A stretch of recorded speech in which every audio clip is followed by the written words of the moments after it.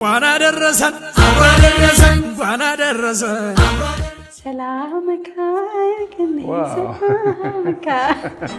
سلامك يا كني سلامك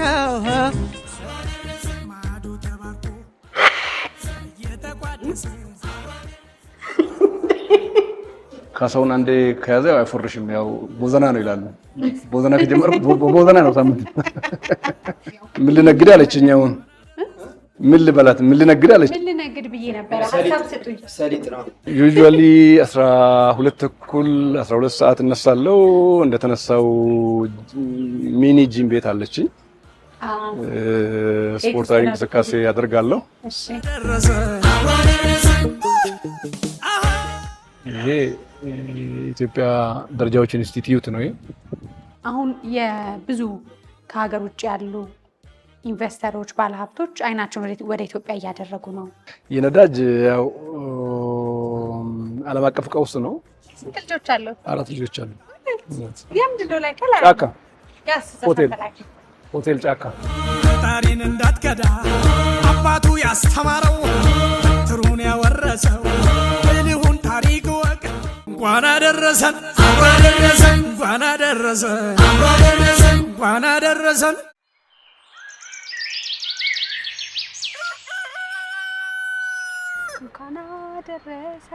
እንኳን አደረሳችሁ እስኪ ልንበል በመላው ዓለም ለምትገኙ የክርስትና እምነት ተከታዮች በሙሉ እንኳን አደረሳችሁ እንላለን።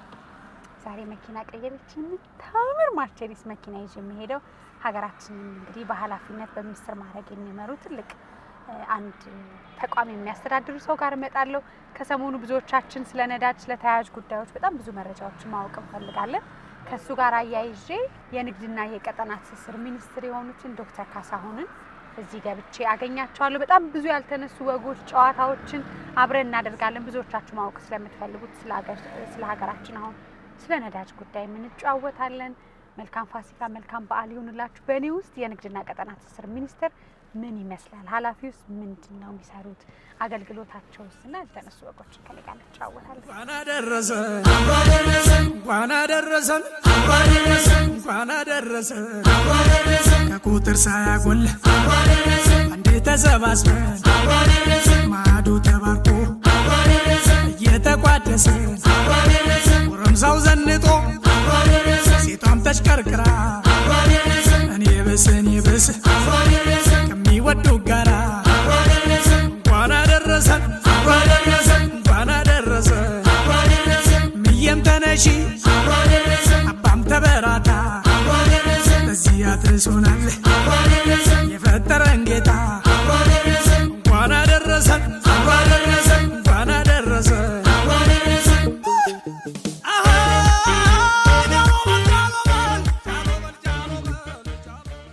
ጤና ይስጥልኝ እንደምን አሉ? እንኳን አደረሰን። እንዴት የሚያምር ግቢ ነው። በጣም ቆንጆ ግቢ ነው። አዎ እንደዚህ አልጠበኩም ከውጪ ሲታይ እውነት ሲላላይ ቆንጆ ገናል ጥሩ ነው። ከተለመደ ተቋም ወጣ ያለ ስራን እንዲወዱ የሚያደርግ ኢንቫይሮንመንት ይመስለኛል። ከግቢውን ጀምር ትንሽ አስጎብኝ። እሺ የኛው 4 ቢልዲንግ ነው ያለን ዋና መስሪያ ቤት ላይ። እሺ አንደኛው ቢልዲንግ ኤ የሚባለው ነው። ኤ ማለት ኤግዚኪዩቲቭ ኦፊስ ነው። የሚኒስትሩ የስቴት ሚኒስትሮች እና የዋና አገልግሎት የሚሰጥባቸው እሺ የንግድ ፍቃድ የሚሰጥበት የሚታደስበት ምዝገባ የሚከናወንበት ከባለ ጉዳይ ጋር የሚገናኘውን ቦታ ኤ ላይ ነው ያመጣ ነው። ኦኬ ሌላ በኩል ወጪ ንግድ ኤክስፖርት የሚሳለጥበትም በተመሳሳይ ከኛ ቢሮ አጠገብ ደግሞ የኢትዮጵያ ወጪ ንግድ ማሳያ ማዕከል በአይነቱ የመጀመሪያ የሆነና በአገር አቀፍ ደረጃ ሁሉንም አይነት የኮሞዲቲ ኤክስፖርት የእቃዎች ኤክስፖርት ማሳየት የሚችል ማዕከል ነው። በኋላ አስጎበኝሻለሁ። የኛ ቢሮ በተቻለ አቅም ነን ሞተራይዝድ የሆነ ትራንስፖርት ለመጠቀም ባይሳይክሎች አሉን። በተመሳሳይ ኤቪ ተሽከርካሪ ኤሌክትሪክ ቻርጅ አለን። ይሄ ግሪነሪ ሰራተኛው ሰዓት ምናምን ላይ እንደሚያደርግ ነው። እኛ ጋር በጣም ልዩ የሚያደርገው የጽዳትና የውበት የአረንጓዴ ካልቸሩ በጣም ከፍተኛ ነው። በጣም የምንኮራባቸው 38 እናቶች አሉ እዚህ ግቢ ሳይታዙ ግቢ ሁሉ አስፋልት ያጠራሉ። በጣም በኋላ ስትዘዋወሪ ታይዋለሽ ብዬ አስባለሁ። በጣም ጥሩ ካልቸር ሞቲቬትድ ሆነው ነው የሚሰሩት። በጣም ብሏቸው ሳይሆን ያለውን ውብ አድርጎ መስራት አንድ ጉዳይ ነው። ውብ አድርገሽ የሰራሽውን ነገር ማቆየት ነው ከባድ ኢትዮጵያ ውስጥ ባህል ስለሆነ ውበት፣ ጽዳት ባህል ስለሆነ መንቀሳቀሳችን የነበረው እዚህ ጋር የቪአይፒ መኪና ማቆሚያዎች ናቸው። የሚኒስትሮች መኪና ማቆሚያ ነው ይሄ እና የእንግዶች ሲመጡ የሚቆሙበት ነው። እዚህ ጋር ሞተር ባይክ ብለው ነበር። ይነዳሉ ሞተር ባይክ ወይስ መኪና? እንደኔ ነው ትኔ አልችልም። ሞተር ባይክ ማለት ሳይክል እችላለሁ፣ ሞተር ሳይክል እችላለሁ። እውነት እንዳልፈትነው ኮፒ ምንም ከአውሮፕላን ውጭ ያለውን ይነዳሉ። አውሮፕላን ብቻ ጠይቅ።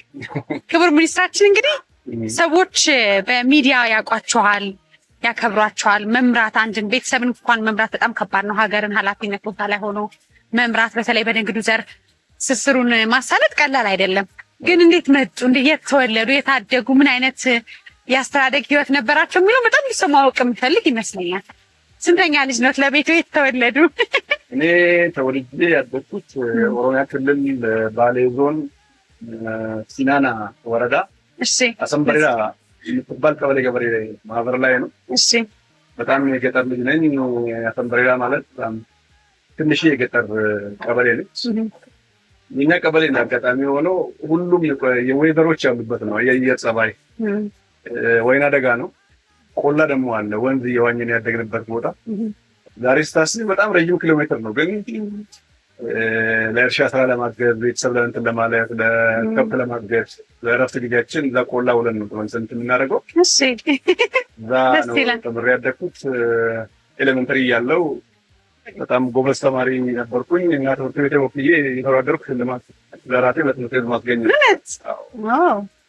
እና ያደግኩት አሰንበሬራ ቀበሌ ገበሬ ማህበር ነው። ስንተኛ ነው ለቤተሰቡ? አራተኛ የመጨረሻ ነው አሉ 14 ነው ያለው። 14 ልጅ ነው። በጣም ደስ ይላል። ያው ከትምህርት ቤቱ የመጣ ይመስለኛል። ምን አይነት ተማሪ ነበሩ? በባህሪ ዝምተኛ ነው? ተጫዋች? እኔ ፎከስድ ነኝ ማለት በትምህርቴ በጣም ጎበዝ ነው የነበርኩት። ራንክ የሚይዝ ተማሪ ነኝ እና ብዙ ጊዜን ከደብተሬ ጋር ነው የማሳልፈው። ወጣ ያለ ባህሪ የለኝም። ጭምት ነኝ። ብዙ ኮሚኒኬሽን የለኝም። እንደውም ካደኩ በኋላ ነው ከሰው ጋር እንትን ነው ትምህርቱ ላይ ወጣራ አድርጌ ነኝ ነበር። አሁንም ስሰማ በጣም ትኩረት ይፈልጋሉ ክቡር ዶክተር ካሳሁን አሉኝና የስራ ቦታቸው ጸጥ ያለ ሰዎች ትኩረት አድርገው እያንዳንዱን ነገር በጥንቃቄ እንዲያዩ ያደርጋሉ። አንድ ባህሪያቸው ነው ተባለ። እውነት ነው። ስነ ስርዓት የሚባል ነገር ይገዛኛል በጣም። ህይወት በመርህ ሲመራ ደስ ይለኛል። ማለት የስራ ቦታ እንዲሆን ምቹ የስራ አካባቢ እንዲሆን የማድረግ እና ወከባ ምናምን ግርግር ያለበት ሳይሆን በተለይ አገልግሎት የሚሰጥባቸው አካባቢዎች ላይ አገልጋይ የሚያከብር የሰርቪስ አሰጣጥ በጣም ይጠቅማል ብዬ አስባለሁ። በዛ ምክንያት ብዙ ጊዜ ጩኸትና ወከባ ያለበት ቦታ ላይ ጉልበት የለኝም።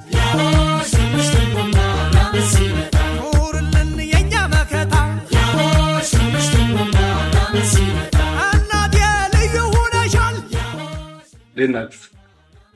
እንደምን አላችሁ? ሰላም ናችሁ? እንዴት ናችሁ? እንዴት ነሽ? መቤት እንኳን አደረሰሽ። በዚህ በኩል ፋሲካ መስላለች። እቺን ቦርሳ በዛው ላይ አስቀምጣ እዚህ የመረጃ ዴስክ ነው ይሄ። ተገልጋዮቻችን ብዙ አገልግሎት እኛ ጋር ሰርቪስ ከ70% በላይ በኦንላይን ነው። በኋላ እናሳይሻለን። የተወሰኑቱ ግን የዲጂታል ሊትረሲ ችግር ያለባቸውና አገልግሎትን በሞባይል አፓቸው መጠቀም የማይችሉት እዚህ መጥተው አገልግሎት የሚያገኙበት ቦታ አስጎበኝሻለሁ። በሌላ በኩል ለተለያዩ አገልግሎቶች ሚኒስትሮች ጋር ይመጡ ካሉ መረጃ ዴስክ በቂ መረጃ ይሰጣሉ። የኛ መረጃ ዴስኮች ያውቁታል ሰብጀክት ማተር ዝም ብሎ መቆምና ቢሮ ብቻ ሳይሆን እነሱ ጋር ያለው እውቀትም ያውቁታል። ማን ምን ጋር ምናምን የሚነገር ዋናው እኮ እዚህ ጋር ካለቀ ሌላው ቀላል ነው። ያቀላጥፋል። ሚኒስትሩ ጋር መሄድ ያለበት ጉዳይ ሚኒስትሩ ጋር ይልኩ፣ የትኛው ስቴት ሚኒስትር ጋር መሄድ እንዳለበት ለይተው ይሰጡታል። በዛ መልክ ከዚህ ነው የሚጀምረው። ፈርስት ኢምፕሬሽን ወሳኝ። ብዙ ጊዜ መንግስት ተቋማት ላይ አሁን ሆቴል ይመስላል ያልሽው፣ እንደዚህ ነው መሆን ያለበት። ሎቢው እንደምታዩ በጣም ሰፊ ቦታ ነው። ቢሮ ስለተረፈን ሳይሆን እዚህ አካባቢ ላይ ባለ ጉዳይ እንደ መቀመጫ አይነት ነገርም ነው። እዚህ ቁጭ ብሎ የሚስተናገድበት አይነት ነገር ካልፈጠርክ ቢሮ ኦልሬዲ ሰርቪስ የሚሰጥበት ብቻ ነው የሚል ነው ማለት ነው። በጣም ምን አይነት አለቃ ናቸው? አለቃ እሺ፣ እሳቸው ስላሉ አይደለም ማለት በደንብ ይጎበኛሉ ሰምቻለሁ። በሳምንት አንዴ ካላዩ ጠፉ የሚባሉ አለቃ ናቸው ያሉኝ ነበር። እውነት ነው?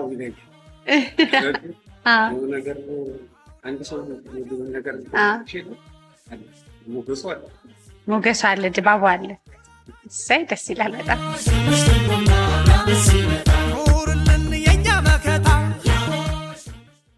ስራ አስፈጻሚዋ አይ ቲንክ ስብሰባ ላይ ያለች ይመስለኛል። እንዴት ናችሁ? እንዴት ነሽ? አሉ ስራ አስፈጻሚ ጤና ይስጥልኝ። ደህና ነሽ? አመለወርቅ እንዴት ነሽ? ባለ ጉዳይ ይዛችሁ እንዴት ናችሁ? ሰላም ነው? እንኳን ነገር እሷ ነች መሪ ስራ አስፈጻሚዋ። እናቴ ልዩ ሆነሻል። ንግድ ፍቃድ ማደስ ምዝገባ የሚሰጥባቸው አካባቢዎች ናቸው። ይሄ ላይሰንሲንግ ይባላል።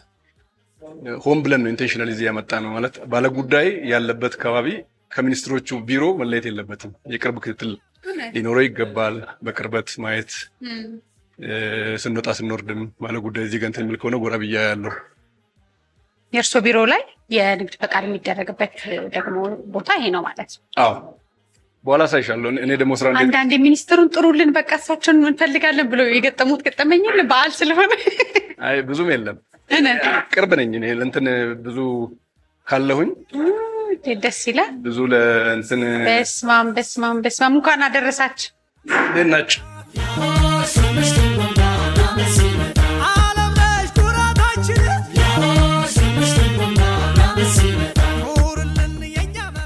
እኔ ቢሮ ስገባ ጠዋት ቡናው ተፈልቶ ቄጤማ ተጎዝጉዞ ሁሌ ነው። ሁሌ ፋሲካ ነው። አዎ ማለት እንግዳ ሲመጣ ቡና ማቅረብ፣ ውሃ እንትን ማድረግ ብዙ እንትን ነገር መሆን የለበት። አዎ አሁን እንግዲህ በቤት ውስጥ ያው በጣም ብዙ አገልግሎቶች ይደረጋሉ። ብዙ ሙያዎችን ከእናት አባት እንወስዳለን ይባላል። ዛሬ እርሱ ላይ ትኩረት አድርጌ ወደ አገልግሎት ደግሞ እመጣለሁ። ቤት ውስጥ የሚወዱት ስርዓት ምንድን ነው? በቤት ውስጥ ሲያድጉ የቡና ሴሬሞኒ ደስ ይለኛል።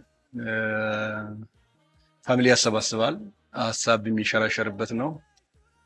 አይ ቲንክ አንዱ ከባህላችን ሰው እኔ ገጠር ባደኩበት ቤተሰቤ ውስጥ ጠዋት ቡና ሳይጠጣ ከቤት አይወጣም። ከቁርስ ጋር ቡና ተብሎ ተጠራርቶ ሰው ቻት የሚያደርግበት የሚወያይበት ነው።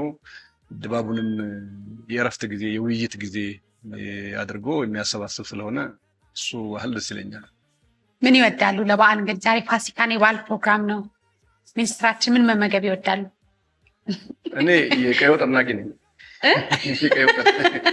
ቀይ ወጥ እና ምን? ቀይ ወጥ በጣም የምወደው። የምንም ነገር ቀይ ወጥ ነው ወይስ? አይ ቀይ ስጋ የበቀይ ወጥ በጣም ደስ ይለኛል እና ቤትም ያውቃል። አልፎርሽም ሁላ አንዴ ዛሬ በላው ብዬ ነገር አይሰለቸኝም። የፈረንጅኛው ነው? የፈረንጅኛው ስቴክ ደስ ይለኛል። ቢፍ ስቴክ። ጥሬ ነገር አልበላም እኔ። ጥሬ ስጋ በልቼ አላውቅም፣ ቀምሼ አላውቅም። ጥሬ ክትፎም ጥሬ ምናምንም እና የበሰለውን ግን ዌልዳን የሆነ እጠቀማለሁ። ብዙ ጊዜ የምግብ ምርጫዬ ላይ እዚህ ከስራ ባልደረቦቼ ሴት ሚኒስትሮች ጋራ ምሳ ሰዓት እዚህ አኮ ኮፊ አለ እና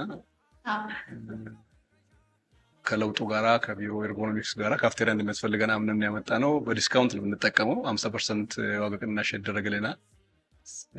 የሰራተኛ አካባቢ ደግሞ አለን። ሰራተኛ አካባቢያችንም በጣም ሰራተኛው በዝቅተኛ ሁኔታ ነው የሚበላው። እኛ ስንበላ እኔን ካሳውን አንዴ ከያዘው አይፎርሽም፣ ያው ቦዘና ነው ይላሉ። ቦዘና ከጀመረ ቦዘና ነው ሳምንት። የሳምንቱ የምግብ ሊስት አንድ አይነት ነው ማለት ነው። እንትን አለ ቀይሬ ነው እንትን አለና ይቸገራሉ ከኔ ጋር። አይ በጣም ደስ ይላል። ያው ሁሉ ነገራችን የሚሰራው ከልጅነት ነው ብዬ ስለማስብ ነው። የዛሬ ዶክተር ካሳሁን ምርጫቸው፣ ህይወታቸው፣ ኑሮ ዘይቤያቸው ኃላፊ ስትሆኑ በጣም ብዙ ነገር የምትቀይሩ ይመስለናል እና ትናንት የነበራችሁበትን በኃላፊነት ስራው ላይ ጥላችሁ የምትሄዱ ይመስለዋል ብዙ ሰው። ለዛ ነው አንዳንድ በመሀል ጥያቄዎችን የማነሳለሁ። ከዛ እንግዲህ ከተማሩ ወዲያ እንዴት ወደ አዲስ አበባ መጡ? የተማሩ ዩኒቨርሲቲ ፒኤችዲን የጨረሱት አዲስ አበባ ዩኒቨርሲቲ 6 ኪሎ ነው። ገና 2 ዓመቴ ነው እዛ ከጨረስኩኝ። 6 ኪሎ በአርባን ዴቨሎፕመንት እንደ ገቨርናንስ ነው ፒኤችዲን የጨረስኩት። በ3 ዓመት ነው ፒኤችዲን ያጠናቀቅኩት። ፒኤችዲ እንዳጠናቀቅኩ የጥናታዊ ጽሑፍ የጻፍኩት ኢትዮጵያ የኤክስፖርት ተወዳዳሪነት እና ብዝሃነት ላይ ነው። እሱ ላይ የሚጨማመሩ ነገሮችን ጨማምሬ በመጽሐፍ መልክ መጽሐፍ ጽፌ አሳትሜያለሁ የዛሬ 2 ዓመት። ከመጽሐፉ በተገኘው ገቢ ደግሞ የልጅነት ቁጭቴ የነበረው የሮቤ 2ኛ ደረጃ ትምህርት ቤት ላይ ላይብራሪ ያስገነባው ነው ያለሁት። የዛሬ 2 ሳምንት ገደማ ይመረቃል። እውነት ልጆኜ ለማትሪክስ ሲዘጋጅ ሮቤ ላይብራሪ አንድ ይሁን 2 መጽሐፍ ነው የነበረው። ኢንትሮዳክሽን ቱ ቤዚክ ባዮሎጂ የሚል የፕሮፌሰር በየነ ጴጥሮስ የጻፉት። እሺ በዛ ጊዜ ያንን መጽሐፍ ያነበበ ባዮሎጂ ኤ ያመጣል ስለሚባል አንብበው ነበር። ለማንበብ እድሉ አላገኘም። ስለዚህ ይቆጨኝ ነበር። ከዛ ፍሪላንስ ላይብራሪያን ሆንኩና መጽሐፉን ይዤ ወደ ቤት መግባት እንድችል እንደዛ አድርጌ ነበር ያነበብኩት። ለምንድን ነው ይሳካልኝ ላይብራሪ በዚህ ትምህርት ቤት አደርጋለሁ ብዬ በዛ እድሜ ይመኝ ነበር። ሲሳካልኝ የመጀመሪያው ምርጫ የነበረው ገንዘብ ያገኘሁት ለመሰለኝ ሰው ስፖንሰርም ስላደረገ መጽሐፉ በዚህ ገቢ ሙሉ በእኔ ሳይቀር ላይብራሪ ነው። አሁን ላይብራሪው ዲጂታል ላይብራሪ በጣም ትልቅ 400 ካሬ ላይ አረፈ። ተጠናቋል። ኦልሞስት አሁን ቀለም ቀብ ላይ ነው። ደስ ይላል በጣም በእርግጠኝነት ሲመረቅ ጋብዝ ይችላል። ወይ በደስታ በጣም ብዙ እንግዲህ ያስተማሩት እርሶን መምህራኖቹ የረገጡበት፣ የተጫወቱበት፣ የቦረቁበት ዛሬ ያሉበት የደረሱበት ትምህርት ቤት ዛሬ በኃላፊነት ላይ መለስ ብሎ ማስታወስ በራሱ በጣም ትልቅ ነገር ይመስለኛል። የሚገርምሽ ነገር የ2013 ነው የባለፈው ምርጫ ባሌን ተወዳደርኩት ለክልል ምክር ቤት እና የትውልድ ቀበሌ ቤተሰቦቼ ከዛ ወጥተው ሮቤ ከተማ ገብተዋል። አሁን አባትና እዛ ትምህርት ቤት ቀበሌው ላይ ለምርጫ ሲሄድ የተማርኩበትን ትምህርት ቤት አሳዩኝ ብዬ ወጥኩኝ። ሲሄድ ሁለተኛ የተማርኩበት ክፍል ከላይ ጣሪያው ተቀዶ ልጆች ፀሐይና ዝናብ እንዳይመታቸው ደህና ወንበር የላቸውም። የሆነ ወንበር ቦታ የቀያየሩን ሊትራሊ እምባዬ ነው የመጣው። በጣም ጮኩኝ። በጣም አካባቢው ማቅር ጋር ተጨቃጨቅን። ይሄ በምንም ታምር መሆን ያልነበረበት ነው አልኩ። መፍትሄ እንፈልግ እንዳለብኝ አመንኩና ተመልሼ ስመጣ መሰረት ድንጋይ እኖራለሁ ብዬ 6 መማሪያ ክፍል በብሎኬት አንድ ላይብራሪ ከነ ወንበር ጠረጴዛው አሟልቼ ባለሀብት ጠይቄ አስገነባው። ሳስመርቅ በ6 ወር ያስመረቅኩት የዞን አስተዳዳሪ ደግሞ ሌላ 6 መማሪያ ክፍል ጨመረበት። ሲጀምሩት ደግሞ አብሮ ተንትናለ። በጣም ቆንጆ የሚባል ትምህርት ቤት ላይ ሆነው እና በተገኘው አጋጣሚ መበቀል ነው፣ ቁጭትን ማሳካት ነው። እናንተ ያልተሳኩ ነገሮችን ለማሳካት እድል ይሰጣል። ስልጣን ሌላ ምንም ትርጉም የለውም። ለህዝብ የምታገለግይበት መሳሪያ ስለሆነና ኤሌመንተሪ ለተማርኩበት ማድረግ ያለው ለሃይስኩሉም እንግዲህ የሚችለውን ያህል ጥረት አድርጌ ያለውና በጣም ደስ ይላል። ተጓዳኝ እነዚህ ማህበራዊ ኃላፊነቶች መውጣት በጣም ጥሩ ነው ብዬ አስባለሁ። ይሄ በጣም ትልቅ ነገር ይመስለኛል። ማንኛውም የአካል ጉዳተኛ እዚህ ከመጣ እናንተ ወዳጅ መጨነቅ የለበትም። የአካል ጉዳት ያለበት ምን ያለበት መጥቶ የዓይነ ስውር ከሆነ ምናምን ካለ እዚህ ነው የምናስተናግደው።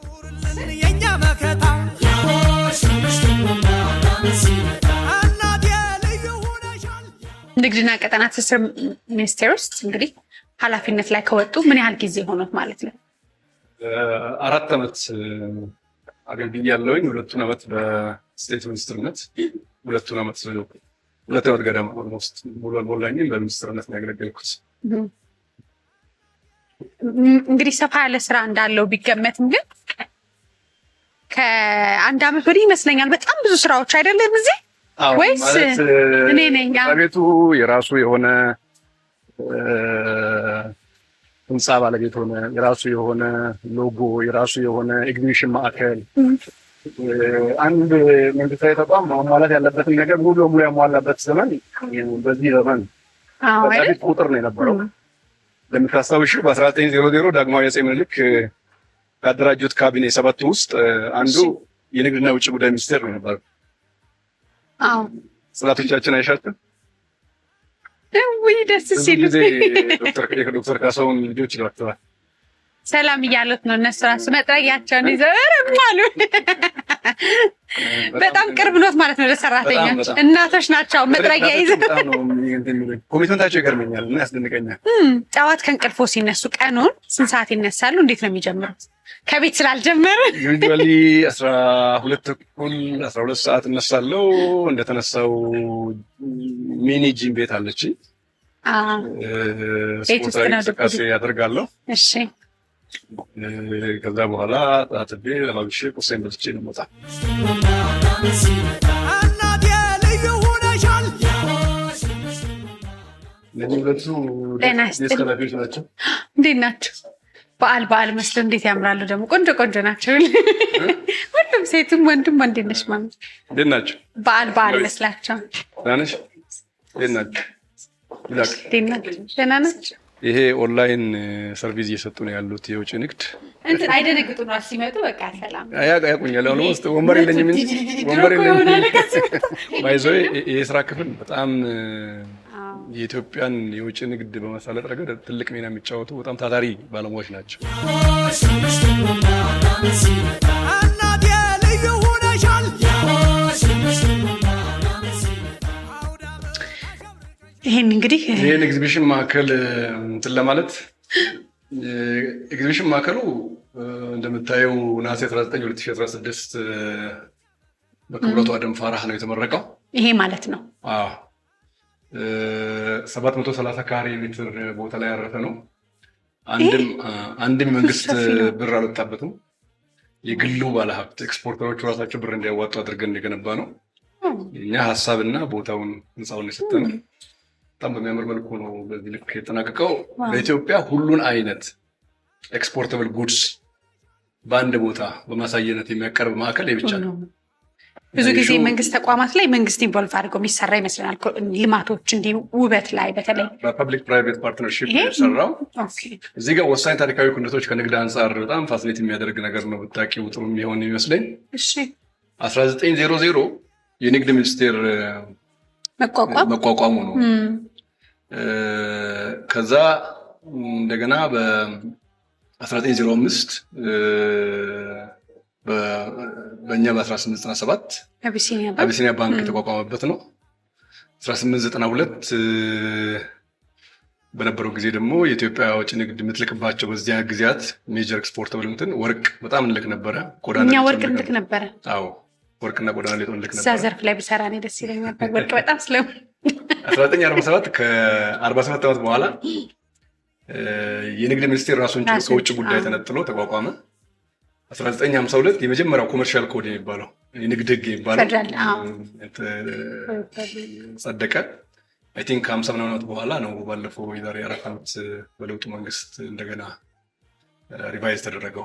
ይሄ ምንድነው? ይሄ እናንተ ተቋም ኢኮኖሚ ሪፎርም ያወጅንበት ይሄ ኦፕን አፕ የጅምላ የችርቻሮ የኤክስፖርት ኢምፖርት ንግድ ለውጭ ባለሀብት ክፍት ያደረግንበት ጊዜ ነው ይሄ ጊዜ። እና በኢትዮጵያ የንግድ ታሪክ እነኚህ ጉዳዮች ትልልቅ ማይልስቶን ተደርጎ የሚወሰዱ ናቸው። ከዚህ ለመጀመር የኢትዮጵያ ያው እንዴት ያምራል ትልቁ ኤክስፖርት ቡና ነው። ቡና እዚህ ጋር ምን ጀምር ፈረንጅ መርተውን ነበር። አቶ መኮንን ናቸው እንዴ? እኚህ አቶ መኮንን ፈረንጅ መስሎኝ 1900 ነጋድራስ ኃይለ ጊዮርጊስ የሚባሉት ናቸው የንግድና የውጭ ጉዳይ ሚኒስቴር ሚኒስትር ሆነው መጀመሪያ የተሾሙ ሰው ነው። በ1900 ከዛ ጀምሮ መታወቂያቸውም ሚኒስትሮች ብዙ መርተዋል። ክቡር አቶ ከተማ ይፍሩን አውቃለሁ። ከተማ ታውቂያቸዋለሽ? ልጆቻቸውን አውቃለሁ፣ ወዳጆቼ ናቸው። እነ መኮንን ከተማ ሌሎቹ እሳቸው መርተዋል። እዚህ አካባቢ ታውቂያቸዋለሽ ብዬ አስባለሁ። አቶ ግርማ ብሩንም አምባሳደር ግርማ ብሩ አብዱራህማን ሼክ መሐመድ፣ ከበደ ጫኔ፣ ያዕቆብ ያላ እያለ ይሄዳል ማለት ነው እስካሁኑ ሰውዬ ድረስ እስከ እርስዎ ድረስ ክቡር ዶክተር ካሳሁን አውደ ዓመት አሸብርቀሻል ዓለም ነሽ ኩራታችን። ከአበባ ወደ ግማሽ ቢሊዮን ዶላር አካባቢ ገቢ ይገኛል። ትልቁ የአበባ መዳረሻ ኔዘርላንድ ነው። ወደ 70% ገደማ ምርት የሚሄደው ወደ ኔዘርላንድ ገበያ። የኔዘርላንድ የአበባ ፋርምንም አይቻለሁኝ ከዚህ ቀደም። ኔዘርላንድ ነው የሚሄደው፣ ግን አሁን ወደ ራሽያ፣ ወደ ተለያዩ ሀገራት፣ ወደ አርጀንቲና ለመላክ የንግድ ውድድሮች እያደረግን ያለን ለማበራከት ያማምር። በተለይ ቫለንታይንስ ጊዜ በጣም ዋጋው ይጨምራል። አውደ ዓመት አሸብርቀሻል ቫለንታይንስ አንዳንድ የምንወስዳቸው ባህሎች ከውጭ ከመጣ ነው ባህል። እርስዎ የሚያከብሩት ምን ባህል አለ? ምንም ቫለንታይንስ አያከብሩም። በጣም ኦርጋኒክ ነኝ ማለት ይሄ በደንብ ሀገርኛ አይነት ነገር ነው የሚገዛኝ። ቴስቱ፣ ሙዚቃው፣ ግጥሙ፣ ኤቭሪቲንግ ኢቭን ድራማው ብዙ አልሳብ ነው ውጭ በዓል ስለሆነ አሁን የሚወዱት የሙዚቃ አልታማም እኮ ልልሎት እችላለሁ እኔ ሙዚቃ አጎዝ ነሽ አይደል እንዴ? ሽልማቱ ነው ዋናው እንጂ በጣም ወዶ የጥላሁን ገሰሰ ሰላመታ ሰላመካ ያገኔ ሰላመካ በጣም እንደ ይሄ አትክልትና ፍራፍሬ ነው። አይ ቲንክ ሁሉ ነገር አለ። በቃ ፖቴንሻል ያለው ነው። ፐሪሸብል ስለሆኑ በስክሪን ጭምር ይሄ ሳር ነው ወይስ አንድ የሚበላ ነገር ነው? ይበላ ይመስለኛል። ባሮ ነው አይደለም? ልጆች እዚህ መጥተው ራሱ ቢያዩ ጥሩ ነው። አንዳንዱ እኮ የማያውቀው አለ ከነ መፈጠሩ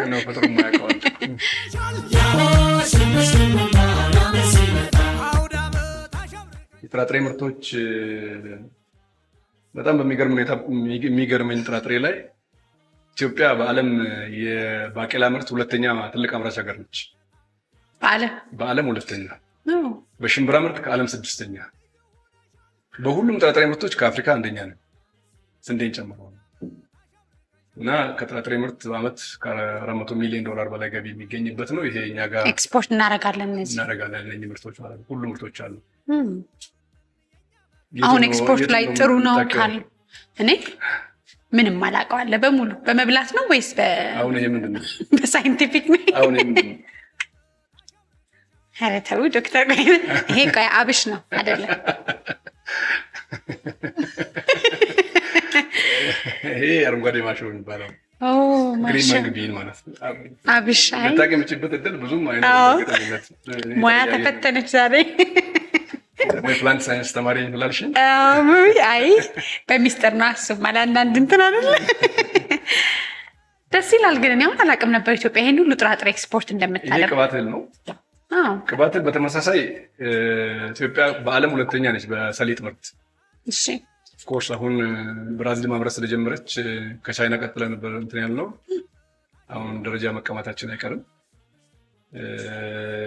መታቂያቸውም አሉ እዚህ ውስጥ። አሁን የጉሎ ፍሬ አላውቅም። የጉሎ ፍሬ ገጠር እናቶች ምጣድ የሚያስሱበት ነው ጉሎ ፍሬ የሚባለው። አሁን በጣም ትልቅ ኤክስፖርት የሚደረግ ምርት ነው። እውነት? ተልባን ታውቂዋለሽ? ተልባማ ጨጓራዬ ብዙ ጊዜ ስለሚገጥመኝ ተልባን ታውቂዋለሽ? ይሄ ጎመን ዘር ነው። እርግጠኛ ነው? እሺ ደግሞ አለመለጠፉ ያ ጎመን ዘር። እሺ ሌላ ቆይ ይሄስ? አይ ጎመን ዘር አይነት ነው። አዎ ጎመን ዘር።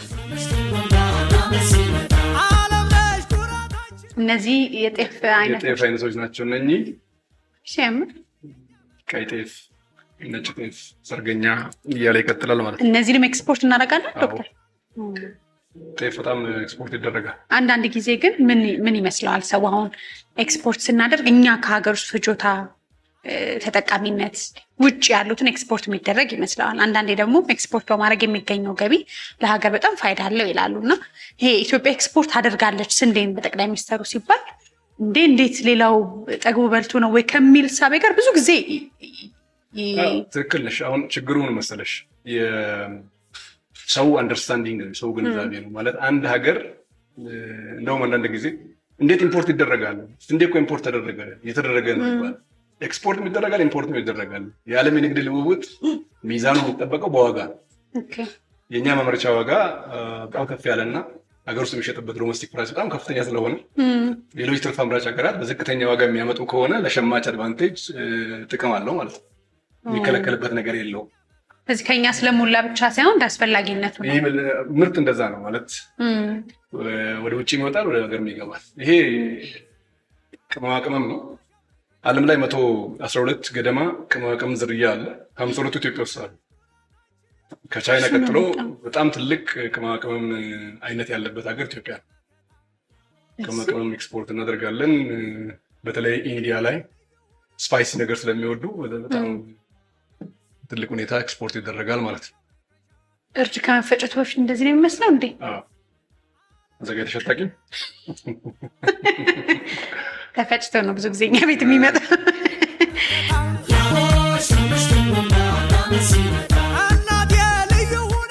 አሁን የብዙ ከሀገር ውጭ ያሉ ኢንቨስተሮች ባለሀብቶች አይናቸውን ወደ ኢትዮጵያ እያደረጉ ነው። ዓለም ሁሉ ወደ ኢትዮጵያ የሚያደርግበት ብዙ ምክንያቶች አሉት እና እዚህ ደግሞ እንግዲህ ብዙውን ነገር ከንግድ ዘርፉ ጋር ያለውን ነገር ሰው እጅ ላይ ነው ያለው እንደ ሀገርም ኃላፊነቱ እና ምን ጥሩ እድል አለ ብለው ያስባሉ? ይህን ፕሮግራም እንግዲህ ብዙ የሚመለከቱ ሰዎች ይኖራሉ። ይሄ ዘመን የኢትዮጵያ ዘመን የሆነበት ታሪክ ግጥምጥሞሹ በአንድ በኩል የሀገራችንን የንግድ ስርዓት የንግድ ከባቢ ለዓለም ምቹ ያደረግንበት ጊዜ ነው። ተዘግተን ነው የቆየን። ይህንም ደግሞ ቦልድ ላይ መናገር ይቻላል። ተዘግተን ከዓለም ጋር መነገድ የማይቻልበት ብዙ ዝም ብለን ኢንቨስት ኢትዮጵያ እንላለን እንጂ ለኢንቨስትመንት ምቹ ነገር ያላደረግንበት ነበር። አሁን ላይ በጣም ምቹ ነገር መፍጠራችን የሰሞኑ ኢንቨስትመንት ሰሚት ሰምተሽ ከሆነ 13.2 ቢሊዮን የአሜሪካን ዶላር አግሪመንት የተፈረመበት ነው። ይሄ የሚያሳይሽ ጊዜ ወደኛ ያዳላበት እኛ በጣም ወጣት ሰራተኛ ያላት ሀገር፣ ታዳሽ ኤነርጂ ባለቤት የሆነች ሀገር፣ ለም መሬት ያለው በመሰረተ ልማትም ቢሆን ምንታማ አይደለንም እና እነኛ ነገሮች መኖራቸው ኢትዮጵያን ተፈላጊና ተመራጭ ሀገር ያደርጋታል። በጣም ትልቅ ፖቴንሻል ነው ያለው ማለት ነው። ይሄ ሪጂናል ኢንቴግሬሽን ወይም ቀጠናዊ ትስስር የሚባለው ኤሪያ ደርሰናል። አሁን ለንግድ መነሻው የንግድ ትስስር፣ የንግድ እድል፣ የንግድ ገበያ ማስፋት። ይሄ ስራ የሚከናወንበት የተለያዩ ፍሮንቲሮች አሉ፣ ግንባሮች አሉ። የመጀመሪያው የአፍሪካ ነፃ ንግድ ቀጠና የሚባለው ነው። የአፍሪካ አህጉራዊ ነፃ ንግድ ቀጠና ስምምነት ከስምምነት ተሻግሮ ባለፈው መስከረም ወደ ስራ ገብቷል። አሁን በአፍሪካ ነፃ ንግድ ቀጠና የሸቀጥ ድርድር አማካኝነት ግብይት ጀምረናል። የአገልግሎት ድርድር በማከናወን ላይ እንገኛለን። ስለዚህ ሀገራችን በአፍሪካ ውስጥ ያላትን ፖቴንሻል እድል መጠቀም የምትችልበት ጊዜ ላይ ደርሳለች ማለት ነው። ሰፊ ሀሳብ ይመስለኛል። እንደ ሀገርም ትልቅ ስኬትም ይመስለኛል። ምን ፋይዳ አለው ለነጋዴው ማህበረሰብ? ኢትዮጵያ ውስጥ ላለ ንግድ ላይ ላለ ተቋም ከአፍሪካ ጋር አንድ መሆናችን ትስስሩ መፍጠራችን ምንድን ነው ጥቅሙ? እንግዲህ የአፍሪካ ነፃ ንግድ ቀጠና ስምምነት ዋናው ማዕከል ታሪፍ ዜሮ የሚደረግበት ነው። ከቀረጥ ነፃ የእኛ ምርት በመዳረሻ ሀገር ላይ ታሪፍ ዜሮ አድርጎ የሚገባ ስለሆነ የንግድ ተወዳዳሪነታችን ከፍ ያደርገዋል። ለምሳሌ ቦሎቄ፣ ባቄላ ኬንያ ምልክ ከሆነ ከዚህ ፊት 30% ታክስ የምንከፍልበትን ነገር ታክስ ዜሮ አድርጋ ስለሆነ የምትቀበለን ኢትዮጵያን በሩልስ ኦፍ ኦሪጅን በስሪት ሀገር ህግ መሰረት የሀገር ላይ ተመራጭ ያደርገናል ማለት ነው። ጀምረናል። ኦልሬዲ ዜሮ እየሆነ መላክ ተጀምሯል።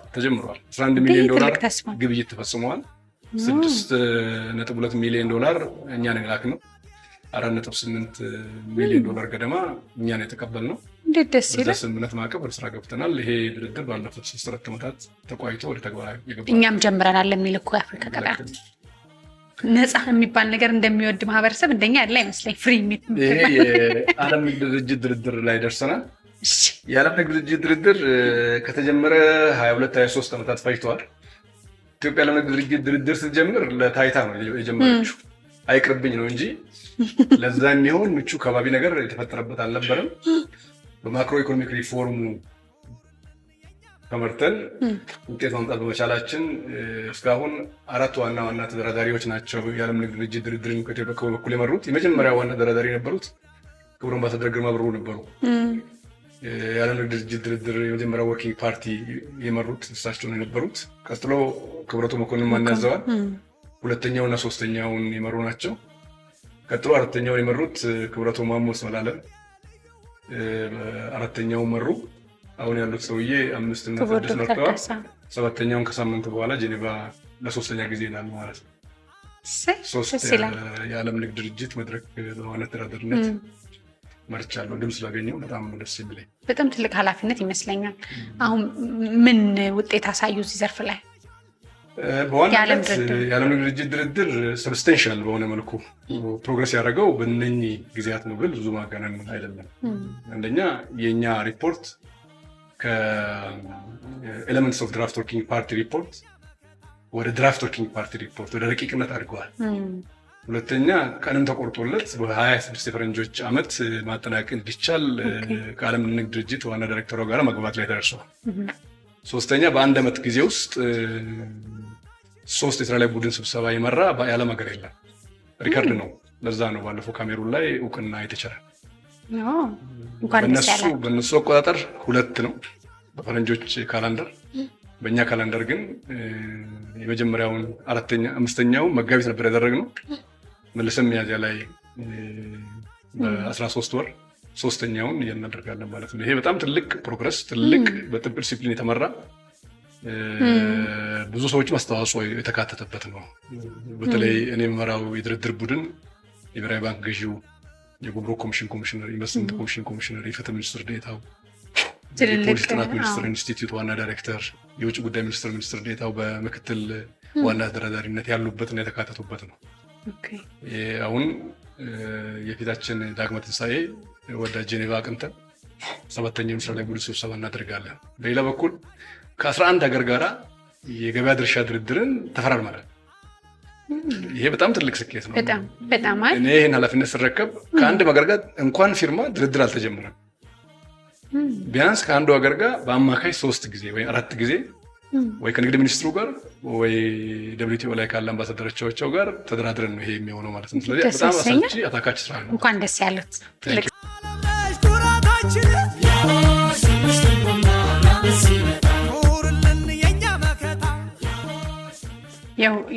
የሁለትዮሽ የንግድ ስምምነት ባይላተራል ትሬድ አግሪመንት ይባሉ አሉ። ብዙ ጊዜ በሚዲያ ስታይ ከተለያዩ ሀገራት አምባሳደሮች ጋር የምናደርገው ውይይት እንዲህ አይነት ውይይት የንግድ ማነቆ መፍታት፣ የታሪፍና ታሪፍ ያልሆነ የንግድ ማነቆዎችን እየፈቱ ከሀገራት ጋር የንግድ እድል የማስፋት ስራዎች ናቸው የሚከናወኑት። ኢትዮጵያ እስካሁን ወደ 26 የንግድ ስምምነቶችን አድርጋለች። ከሁለት ሀገራት ጋር ባለልዩ ፕሬፈረንሻል ትሬድ አግሪመንት አላት፣ ከሱዳንና ሳውት ሱዳን ጋር ማለት ነው። ሌላኛው የምስራቅና ደቡብ አፍሪካ የጋራ ገበያ ኮመን ማርኬት ፎር ኢስተርን ኤንድ ሳውዘርን አፍሪካ ኮሜሳ ነው። ኮሜሳ የዛሬ 20 ዓመት አባል የሆንበት ፕላትፎርም ነው ማለት ነው። ይሄ ብረታ ብረት ነገር ኤክስፖርት እናደርጋለን ለጎረቤት ሀገራት። የዋናና ቫልዩ አድድ የሆነ የኤክስፖርት ምርቶች ናቸው። በጣም ትልልቅ ብራንዶች እኮ እዚህ እያመረቱ ግን በእኛ ስም ኤክስፖርት አያደርጉም አይደለም። ሜድ ኢን ኢትዮጵያ በእኛ ስም ያደርጋሉ። አሁን ኢንዱስትሪ ፓርኮች ላይ ችግሩ የነበረው ሪፓትሪዬሽን ችግር ስለነበረው ገንዘቡን ነው ለማሸሽ ሙከራ የሚያደርጉት እንጂ ሜድ ኢን ኢትዮጵያን ታያለሽ የሆነ ሀገር ላይ ስትሄጂ ማለት ነው። እነኚህ ኦልሞስት እንትን ናቸው። አይ ቲንክ ዋን ኦፍ በጣም የኢትዮጵያ ፖቴንሻል ሌዘር ነው። ሌዘር ዩ ካንት ቢሊቭ አሁን እዩ ሌዘራውን ኳሊቲው ውጪ ሲኬድ ተገዝቶ የመጣው ይህን ያህል እንትን አይደለም። አሁን ግን በቃ በጣም ብዙ ሌዘር አምራች ራሱ አለ ሀገር ውስጥ። በጣም ኳሊቲ የሆነ ምርት የሚመረትበት ነው። ኳስ ይመረታል። እዚህ አይሸጥም አይደለም፣ ያው ለሳምፕል ነው። አድራሾቻቸው ሳምፕል ከዚህ ታይቶ እዛው እንትን ይባላል። ካፒንግ መጨረሻ ነው። አሁን አድርጊስት ጥቅመስ እሺ፣ ቬሪ ብሪፍ መቆም የለብን 30 ሰከንድ ንገራት። ያው አብሲት በስቶበታል ምናምን የሚል ከኳሊቲውም አንጻር ስለሆነ ነው ለእኛ ነው የሚጠቅመው። አሁን እንደዚህ ቡና አሻሮ ከሚሆን እንደዚህ በኖርማል ሮስት በሚዲየም ሮስት ቢሆን ለሁሉም ምቹ ይሆናል። ቡና አይመስልም። ይሄን ብንጠጣ ጁስ የሚንጠጣ ነው የሚመስለው ሁላ። አንዳንድ ሰው ቡናን በምሬቱ ይፈራል። ይሄ ደግሞ አይመርም። አሁን እንቀምሳለን። እኛ እንቀምስም ታል እንዴት ነው የምንቀምሰው? በደንብ እንቀምሳለን። አብረን አሳይሻለሁኝ። ዶክተር ቢስ ከምቀምስ ዶክተር እያየኛል። ዳደራህን እንደው በሚገባኝ ነገር በሚገባ ነው።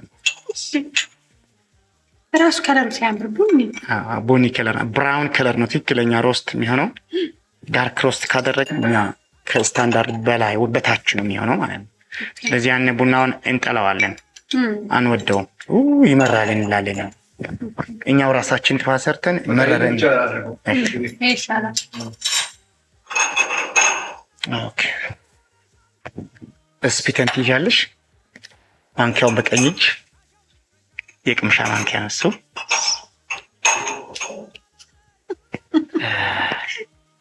ሽርጉድ ስለበዛ ፈራው ራሱ ያምርብሃል። ወዲያው ስለምትሰራ አንድ ንጹህ አንተ አንድ ንጹህ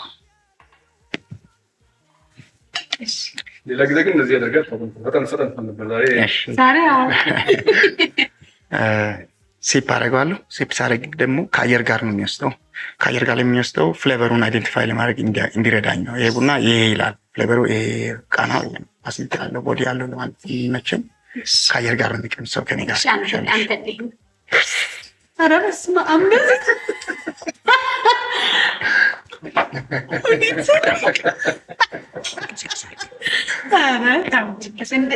እስቲ ሞክሪ በትንሹ እንዲታነሽና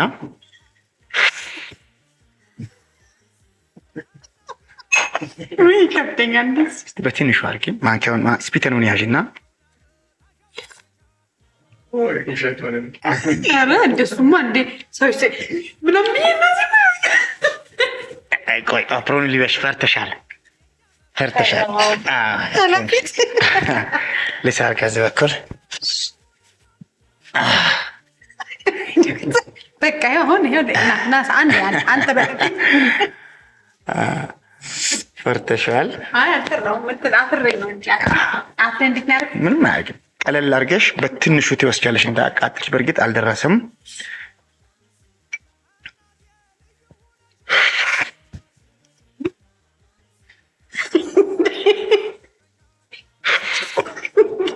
እንዴት ነው የምትስበው? እንዴት ነው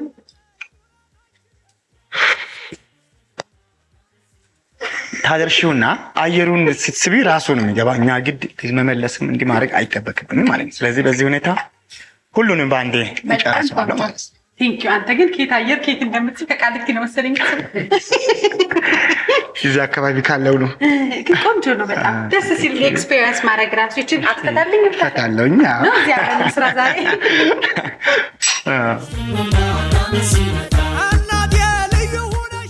በመላ ሀገሪቱ ሰርቪስ የሚሰጠው ይሄኛው ዳታቤዝ። አሁን ይህን ሰርቨር ካዩ በኋላ ባለ ጉዳዮች ይህን የመሰለ ሰርቨር ይዞ ሲስተም እንዲጠፋ ነው። አይ ሲስተም መቋረጥ ብዙ እንትን አይደለም፣ ይለያል ማለት ነው። እንትኑ ቀጥታ ለዙም ኮንፈረንስ፣ ለተለያየ አይነት ነገር፣ ለኦንላይን ውይይቶች በጣም የተመቸ ቢሮ ነው ይሄ።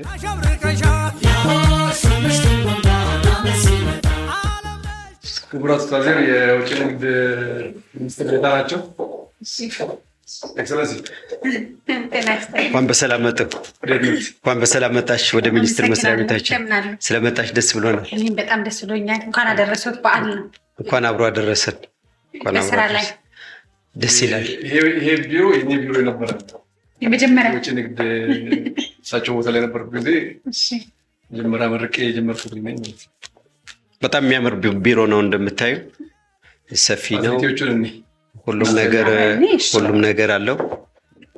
የቤት ስሜት አለው። እሱ በጣም ወድጄዋለሁ።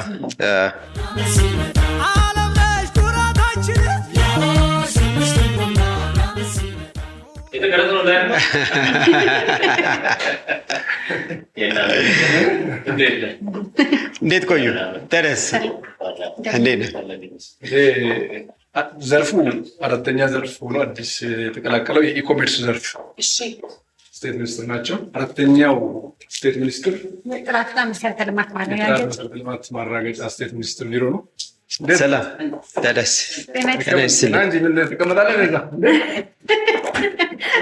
እንግዳ ትመጣለህ።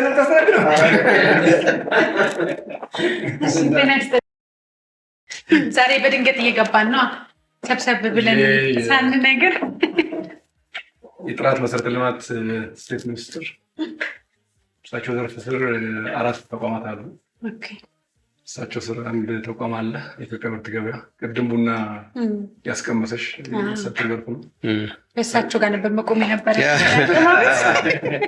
እሳቸው ስር ደግሞ የኢትዮጵያ ደረጃዎች ኢንስቲትዩት የኢትዮጵያ ተስማሚነት ምዘና አገልግሎት ድርጅት የኢትዮጵያ አክሬዲቴሽን አገልግሎት እና የኢትዮጵያ ስርልክ ኢንስቲትዩት ያሉበት ነው አውደ ዓመት አሸብርቀሻት ዓለም ነሽ ኩራታችን ኑርልን የእኛ መከታ እናቴ ልዩ ሆነሻል። እርስዎ ንግድ ላይ ቢሰማሩ ምን አይነት ንግድ ላይ ይሰማሩ ነበር?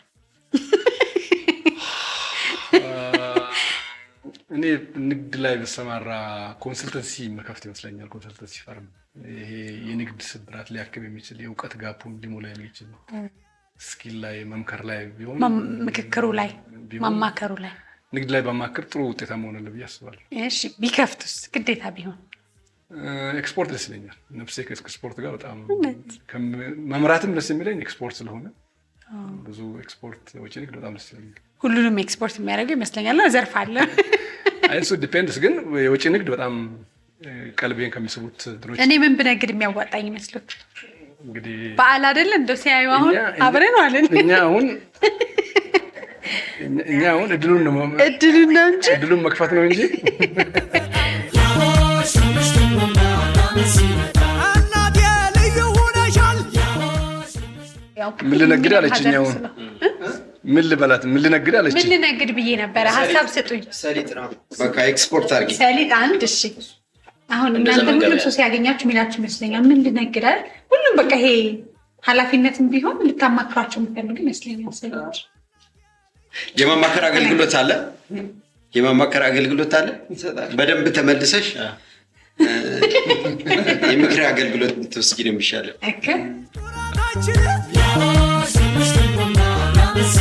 ኑርልን የእኛ መከታ እናቴ ልዩ ሆነሻል። አውደ ዓመት አሸብርቀሻት ዓለም ነሽ ኩራታችን ኑርልን የእኛ መከታ እናቴ ልዩ ሆነሻል። የነዳጅ ያው ዓለም አቀፍ ቀውስ ነው። የሚድል ኢስት ክራይሲስ በሶስት ጉዳዮች ላይ ቀውሱ ኮምፕሊኬትድ ሆኗል። አንደኛ የድፍድፍ ማውጫ አካባቢዎች ድፍድፍ እያወጡ አይደለም። አንዳንዶቹም በጥቃቱ ሰለባ ነው የሆኑት። የማጣራት ስራውን በዛው ደረጃ የተስተጓጎለው። ትራንስፖርቱ ደግሞ ሎጂስቲክሱ ሆርሙዝ ሰርጥ ላይ የዓለም 20% ነዳጅ የሚተላለፍበት ሰርጥ ስለሆነ እሱ ሰርጥ ኢራኖች በመዝጋታቸው ምክንያት የነዳጅ ግብይቱና አቅርቦቱ ችግር ገጥሞታል። በእኛ በኩል የመረጥነው በውድ ዋጋም ቢሆን ከዚህ ፊት የነበረው መደበኛ ግዢ ስርዓትን ሳንከተል በተለየ በስፖት ማርኬት የሚባለው ባህር ላይ ካሉ በቆሙ መርከቦች በመግዛት ነው እያቀረብን ያለ ነው። ኮርስ የነጭ ናፍጣ ነው እንጂ ቸገረን። ሌሎች ምርቶች ላይ ብዙ ችግር የለብንም። ሌላው ምርት እየቀረበ ነው ያለው። ቤንዚን ድሮ ነው የሚቀርበው እያቀረብን ያለ ነው። የቤንዚን ላይ አቅርቦት ችግር አልገጠመንም። ነጭ ናፍጣ ግን በ50% አሁን እያቀረብን ያለ ነው። አቅርቦቱን ለማደረስ ደግሞ ቅደም ተከተል አስይዘን በተወሰነ ደረጃ የምናቀዳድማቸውን ሴክተሮች መርጠን ሰርቭ እያደረግን ያለ ነው። እንግዲህ የነዳጅ በቀጣይ ራሳችን ብዙ ማዋሃድ ያሉብን ነገሮች እንዳሉ ይገባኛል። አውደ ዓመት አሸብርቀሻት ይህ በዚህ መልክ የአማራ አዳራሽ ነው። ቴኒስ የምትጫወች ከሆነ ደግሞ እኔና ትችላለሽ። አዎ ሽልማት ካለው አውደ ዓመት አሸብርቀሻት መልቲ ስፖርት ሜዳ ነው። ቅርጫት ኳስም እግር ኳስም ሁሉም የሚያጫወት ነው። ጠንካራ የእግር ኳስ ቡድን አለ። የንግድ ክለብ ንግድ ክለብ ልዩ ሆነሻል። አውደ ዓመት አሸብርቀሻት ዓለም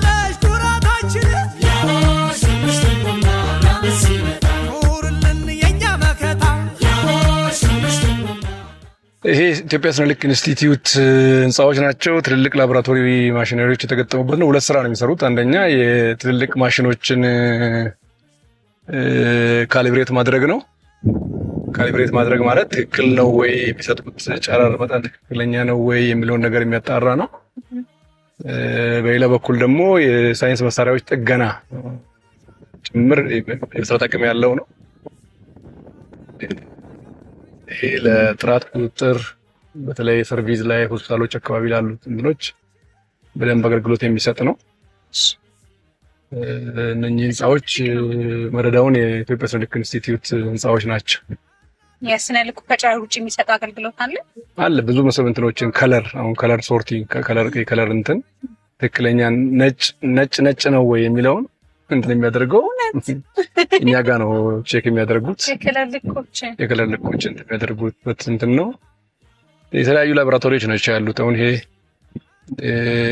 ኤሌክትሮ ማግኔቲክ እና የሙቀት ስነ ልክ ላቦራቶሪዎች ናቸው። በተመሳሳይ እዚህ ጋርም ሌሎች የኬሚካል ላቦራቶሪ ነው። ይሄኛው ቼክ የሚደረግበት ነው። ወጥተን እንመለስ። ይሄኛው ሳውስቱ ነው። ይሄ ሳውስቱ ወይም መግቢያ በር 4 ይመስለኛል። እሺ 4 በር ነው ያለው ግቢው። ብዙ ጊዜ ለጉብኝትም በመኪና ሲሆን ይቀላጠፋል። እዚህ ጋርም ተጨማሪ የእሳት አደጋ ምናምን መሳሪያዎች ተክለዋል ማለት ነው። መጀመሪያ የጀመረበት ይሄ ግቢ በኢትዮጵያ ደረጃዎች ኢንስቲትዩት ወይም ደረጃ መዳቢ ተብሎ የሚታወቀው ነው። በር ቁጥር 1 ይሄ ነው። ሳውዝ ዋን ነው። ይሄ ሳውስቱ ያኛው ነው። የገባንበት ቅድም ኖርዝ ዋን ነው። ይሄ ኢትዮጵያ ደረጃዎች ኢንስቲትዩት ነው። ይሄ ትልልቅ ፋሲሊቲዎች ያሉት ነው። ኢትዮጵያ ደረጃዎች ኢንስቲትዩት ማደሪያ ቦታዎች አሉት፣ ስብሰባ አዳራሾች አሉት፣ ካፍቴሪያዎች አሉት፣ ስልጠናዎች የሚሰጥበት ከመሆኑ ጋር ተያይዞ በጣም ትልልቅ ፋሲሊቲ ያለበት ነው። ይሄ በየጊዜው እንትን የተባለ ነው። ይሄኛው የኢትዮጵያ አክሬዲቴሽን አገልግሎት ነው። ይሄ እና የኢትዮጵያ ቴክኖሎጂ ባለስልጣን ነው ካጠገቡ ያለው። በየቦታው ግሪነሪ ምን አለው በየቦታው። እነኚህ ህንፃዎች ህንፃ 3 ይባላል ነው። ህንፃ 7 ይሄኛው ከ7 ጀምሮ እስከ 12 የኢትዮጵያ ስነ ልክ ኢንስቲትዩት ነው። 6 የቴክኖሎጂ ባለስልጣን እና የእንትኑ መንትያ ህንፃ ነው የሚባሉት እነኚህ ህንፃዎች። ገሚሱ የቴክኖሎጂ ባለስልጣን፣ ገሚሱ የአክሬዲቴሽን ሰርቪስ ህንፃ ነው። የተለያዩ ሰርቪሶች የሚሰጡበት ቦታ ነው። የሳይንሱ አሁን ያዩኝ የኢትዮጵያ ቴክኖሎጂ ባለስልጣን ተጠሪነቱ ለሳይንስና ቴክኖሎጂ ሚኒስቴር ነው። ግን በህንፃ ደረጃ አገልግሎቱ ስለሚመሳሰል አንድ ላይ እንዲሆን በመንግስት ተወስኖ ነው ሰርቪስ እየሰጠ ያለው ማለት ነው። ይሄ መሀሉ በጣም ሰፊ ግሪን ቦታ ያለው ነው። ፕላዛዎች አሉት መካከል ላይ የቆሙ። ያ ቦታ አይተሽ ከሆነ ፕሮግራሞች ሲኖሩ ምን ሲሉ ፕላዛ ነው መካከል ላይ ግራሩ ስር። መስሪያ ቤቶቻችን እንደዚህ መዘመናቸው በጣም እጅግ ደስ የሚያሰኝ ነገር ነው። ለግሉ ሴክተር ራሱ ፈርቀዳጅ የሚሆን አይነት ነገር ነው እየሆነ ያለው። ህንፃ 1 የሚባለው ይሄኛው ነው። ተስማሚነት ምዘና አገልግሎት ድርጅት ሰርቲፊኬሽን፣ የጥራት ቁጥጥር የሚደረግበት ቦታ ማለት ነው። ህንፃ 2 ወደዛ ነው ወደ አስፋልት። ህንፃ 3 ይሄ ነው። 4 ወደዛ ነው። 5 ይሄ ነው። የኢትዮጵያ ደረጃዎች ነባር ህንፃዎች ወደ 4 አሉ እዚህ ጋር። ከነባር ቦታዎች አንፃር ብዙ ሰርቪስ ያለበት ነው ማለት ነው። ወርደን ደግሞ አንድ ሁለት ነገር ሰፊ ነው። መቼም እንዴት ነሽ? ደህና ነሽ? ድንገት በየቢሮቹ እየመጣን ስለሆነ አዳዲስ ነገር ሊገጥመን ይችላል። የለችም ማዛ ሲያምር። ለዚህ ዋና ዳይሬክተሯ የሉም። ሲኖሩ እውነት ዋና ዳይሬክተሯ ይምጡ።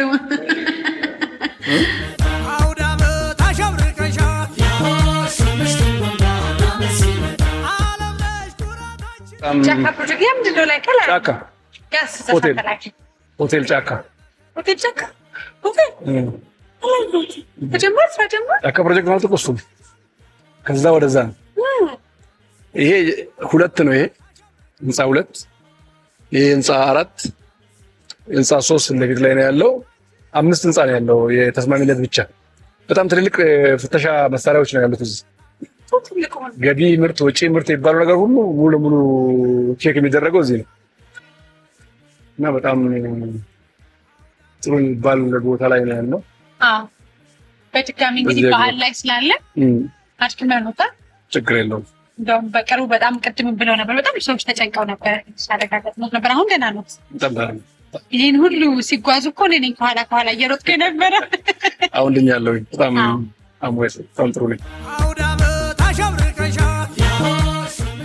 በህይወቱ በጣም ደስ የተሰኙበት ቀን በዓል ስለሆነ መሀል ላይ ጨዋታ ብዙ የደስታ ጊዜያት ነበሩኝ።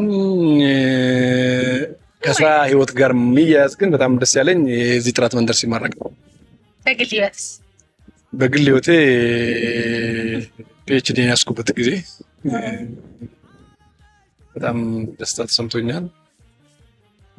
ያው ብዙ የደስታ ጊዜያት ነው የሚኖረው ስታገባ፣ ልጅ ስትወልድ። እነሱ የደስታ ጊዜዎች አልፈዋቸዋል። ጋብቻውን የልጆችን ስንት ልጆች አሉት? 4 ልጆች አሉ። የእርሱን አርአያ የሚከተለው መሪ ነገር ሲያዩ ቤት ውስጥ እንግዲህ ገና ነው ማለት በመማር ህይወት ላይ ስላሉ ወደ ፖለቲካው ዓለም የመሳብ ፍላጎት የመጀመሪያ ልጄ ላይ አያለው። የአዲስ አበባ ዩኒቨርሲቲ የመጀመሪያ ዓመት ተማሪ ነች። እንዲህ በደንብ አድርሰዋለሁ። ወጣት ልጅ። አዎ ሰነባብተናል እኮ በሁሉ ሲሆን ደስ ይላል። በጣም ሰነባብተናል። እንግዲህ ከ150 በላይ ላቦራቶሪዎች ያሉበት ተቋም ነው ይሄ ጥራት መንደር። አስገዳጅ ደረጃ ያወጣላቸው የኢትዮጵያ ደረጃዎች ሁሉም አይነት የምርት ፍተሻ ኢንስፔክሽን ስራዎች የሚከናወኑበትና ላቦራቶሪ ቴስቲንግ የሚደረግበት ነው። ይሄ በዓለም ያለንን ደረጃ ጭምር የሚያሻሽል በአፍሪካ ቀዳሚ የሚያደርገን የጥራት መንደር ብዙ ግልጋሎቶች የሚሰጠው ብሎ ህንፃ ብቻ አይደለም ያለው። ህንፃ ውስጥ የተገጠሙ ላቦራቶሪ፣ ህንፃ ውስጥ ያሉት መፈተሻና ኢንስፔክሽን መሳሪያዎች ሀገራችንን በዓለም ደረጃ ያላትን ደረጃም ጭምር ልታሻሽል የሚያደርግ ነው። ብዙዎቹን ምርቶች እኛ በሀገር ውስጥ ነው የጥራት የምናደርገው። 12 ፕሮዳክት ይመስለኛል በፕሪ ቬሪፊኬሽን ፒቪኦሲ የሚባለው አማካኝነት በውጭ ቴስት የምናስደርገው እንጂ ሁሉንም የኢትዮጵያ ገቢና ውጭ ምርት ጥራት የመፈተሽ ኢንስፔክት የማድረግ አቅም ላይ ደርሰናል። የጥራት መንደር በስሙ ሁሉ ጥራት ፕሮቫይድ የሚደረግበት ትልቅ ተቋም ነው ማለት ነው።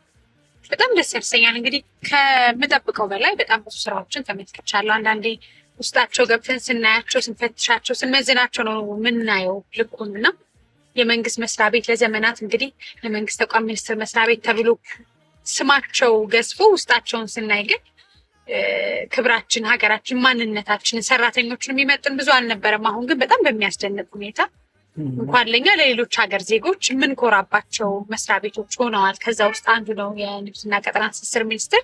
እርስዎም ጊዜዎትን ሰጥተው መስዋዕት አድርገው ህዝቡ ማወቅ አለበት አገልግሎት ምንሰጠውን በዚህ ልክ ደግሞ መጥቶ እንደሚገለገል ማወቅ አለበት ብለው ጊዜዎትን መስዋዕት አድርገው በጣም ከብዙ ከተጣበበ ጊዜ ላይ ይሄንን የመሰለ ጥሩ ጊዜ ስለሰጡ በጣም እጅግ አድርጌ አመሰግናለሁ። እኔም በጣም እጅግ አድርጌ አመሰግናለሁ። እንኳን አደረሶት ማለት ይችላሉ በመላው ዓለም ለሚገኙ ለሚከታተሉ ሁሉ ለሁሉም የክርስትና እምነት ተከታዮች በኢትዮጵያም ከኢትዮጵያ ውጭም ላላችሁ በዓሉ የሰላም የደስታ እንዲሆንላችሁ ከልብ እመኛለሁ።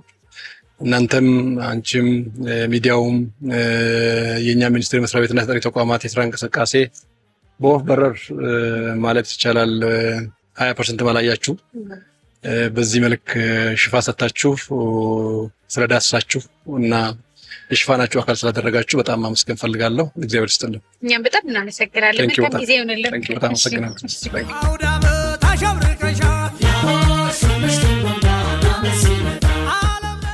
እንኳን ደህና መጣሽ መቅደስ። እናመሰግናለን። አቶ እንዳሉ እናመሰግናለን ስለመጣችሁ። ይሄ የምታየው የቫይታሚን ሳምፕል ፕሪፓሬሽን ነው። ቫይታሚን ስንል እነዚህ ምግብ ላይ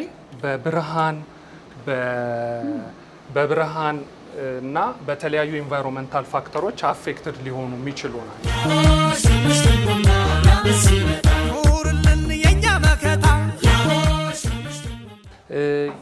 የኢትዮጵያ ተስማሚነት ምዘና ድርጅት በመንግስት እንግዲህ ኃላፊነት የተጣለበት የምርቶችን ተስማሚነት መመዘን።